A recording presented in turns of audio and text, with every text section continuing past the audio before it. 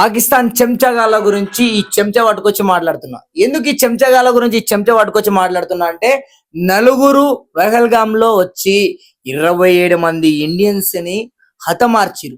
అది అమాయకుల, వాళ్ళు ఎలాంటి వాళ్ళు ఇవన్నీ తెలుసుకోకుండా, వాళ్ళు ఎవరు ఏం కథ అనేది ఎరగకుండా హిందువులా, ఏ కులం అది ఇది అని అడిగి చంపడం నిజంగా ఎవ్వరు ఏ దేవుడు గాని దీనిలో గురించి నేర్పించింది లేదు.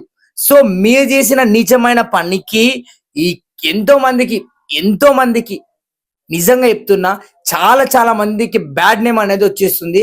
ఇండియాలో కూడా ఎన్నెన్నో విషయాల గురించి గొడవలు అనేటివి జరుగుతున్నాయి. ఎందుకు అసలు మీరు కుల మతాలు అడిగి మీరు కాల్చి 27 మంది అమాయకులను చంపడానికి మీకు ఎవడిచ్చిండు రైట్స్? అసలు ఉగ్రవాదులు కులం అడుగుడేంది? అసలు ఏంది ఈ ఉగ్రవాదులు? ఎవరు ఈ పాకిస్తాన్ నుంచి మన ఇండియాలోకి ఎంట్రీ ఎలా ఇచ్చిర్రు?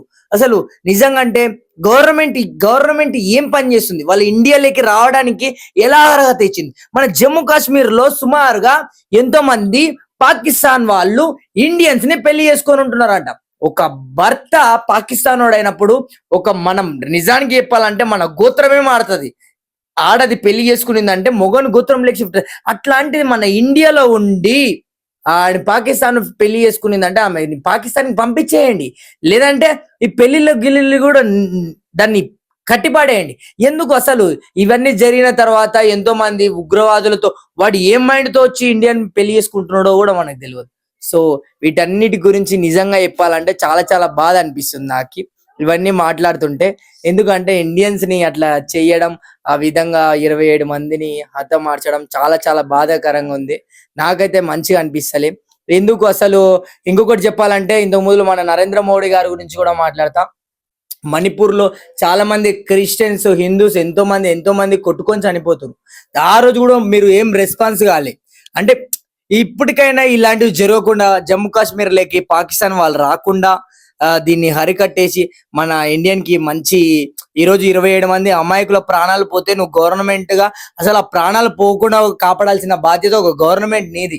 27 మంది ప్రాణాలు పోయినాక నువ్వు తిరిగి తెచ్చేయగలుగుతావు. ఒక ప్రాణం విలువ తెలిస్తే నువ్వు ప్రతిదానికి ఒక నరేంద్ర మోడీ, నువ్వు ఒక పిఎం కాబట్టి, ప్రైమ్ మినిస్టర్ కాబట్టి వీటన్నిటి గురించి ఖచ్చితంగా బాధ్యత నువ్వే తీసుకోవాలి. ఎందుకంటే గత 10 సంవత్సరాల నుంచి చీఫ్ పిఎం, ప్రైమ్ మినిస్టర్ నువ్వే కాబట్టి దీని గురించి నువ్వే జాగ్రత్తలు తీసుకొని ఇవన్నీ చేసింటే ఈ రోజు 27 మంది అమాయకుల ప్రాణాలు పోకుంటుండే కదా. వాళ్ళు మళ్ళీ కుల మతాలు అడిగి మరీ కాల్చిరంట. వీటన్ని గురించి నిజంగా అంటే చాలా బాధాకరమైన విషయం. మీరు గవర్నమెంట్ గా ఏమిటి గురించి ఏం స్పందిస్తున్నారు? అసలు పబ్లిక్ కి ఏం తెలియజేస్తున్నారు? పబ్లిక్ అమాయకమైన ప్రజలు జమ్మూ కాశ్మీర్ సుమారుగా చెప్పాలంటే అక్కడ టూరిస్ట్ ప్లేస్, ఎంతో మంది టూరిస్ట్ వాళ్ళు వస్తారు. ఇప్పుడు ఆ టూరిస్టు నిజంగా అక్కడ పేదవాళ్ళు ఎంతో మంది అవి అమ్ముకుంటూ ఇవి అమ్ముకుంటూ బతికే వాళ్ళు, వాళ్ళ జీవనోపాధ్యాయం ఎలా? వాళ్ళు తిండి లేకుండా ఏమైపోతారు? సుమారుగా ఒక 4 ఉగ్రవాదులు వచ్చి చేస్తేనే 27 మంది హతమైపోయారు, 4 ఉగ్రవాదుల వలన. నిజంగా అంటే గవర్నమెంట్ ఎలా స్పందిస్తుంది? ఇప్పుడు పాకిస్తాన్కి ఇండియాకి యుద్ధాలు జరుగుతున్నాయి. అసలు యుద్ధంకి రాకముందులే వీటన్నిటి జాగ్రత్తలు గవర్నమెంట్ తీసుకుని ఎంత బాగుంటుండే. మణిపూర్ లో కూడా ఈ గొడవ జరుగుతుందంటే గొడవ జరగకుండా ఆపడమే మన గవర్నమెంట్ది. అలాంటిది ఏం చేస్తుంది? ఎప్పుడు కుల మతాలు అని వీళ్ళు మాట్లాడుకుంటే వాళ్ళ గురించి స్పందించడం ఎందుకు స్పందించకూడదు? గవర్నమెంట్ ఖచ్చితంగా చర్యలు తీసుకోవాలి. ప్రతి ఒక్క విషయాన్ని ముందుగానే అడ్డుకుంటేనే దట్ ఈస్ గవర్నమెంట్ అంటారు. జరిగిన తర్వాత అన్ని అయిపోయిన తర్వాత పోలీసులు వచ్చి ఏమైంది ఇక్కడ హత్యనా అది ఇది అన్నట్లు కాదు. ఏమైనా జరగక ముందు అవగాహనతోటి వాటిని అరికట్టడమే నిజమైన గవర్నమెంట్ అంటే. సో అలాంటి గవర్నమెంట్ చర్యలు తీసుకుంటే ఈ రోజు 27 మంది అమాయకుల ప్రాణాలు పోకుంటుండే. నిజంగా అంటే మిలిటరీ వాళ్ళు కూడా నమ్ముతలేరు మీరు మిలిటరీ కాదా అని. జనాలలో గవర్నమెంట్ అంటే ఏడ నమ్మకం కలుగుతుంది? ప్రజల్లో గవర్నమెంట్ అంటే నమ్మకం కలగాలి.